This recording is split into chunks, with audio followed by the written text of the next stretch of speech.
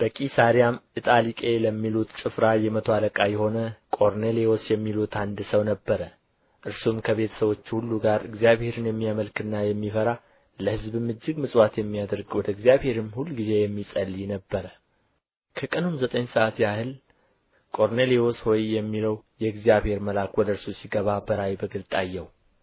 እርሱም ትኵር ብሎ ሲመለከተው ደንግጦ ጌታ ሆይ ምንድር ነው አለ። መልአኩም አለው ጸሎትህና ምጽዋትህ በእግዚአብሔር ፊት ለመታሰቢያ እንዲሆን አረገ። አሁንም ወደ ኢዮጴ ሰዎች ልከህ ጴጥሮስ የሚባለውን ስምዖንን አስመጣ። እርሱ ቤቱ በባሕር አጠገብ ባለው በቁርበት ፋቂው በስምዖን ዘንድ እንግድነት ተቀምጦአል። ልታደርገው የሚገባህን እርሱ ይነግርሃል። የተናገረውም መልአክ በሄደ ጊዜ ከሎሌዎቹ ሁለቱን ከማይለዩትም ጭፍሮቹ እግዚአብሔርን የሚያመልክ አንዱን ወታደር ጠርቶ ነገሩን ሁሉ ተረከላቸው። ወደ ኢዮጴም ላካቸው። እነርሱም በነገው ሲሄዱ ወደ ከተማም ሲቀርቡ ጴጥሮስ በ6 ሰዓት ያህል ይጸልይ ዘንድ ወደ ጣራው ወጣ።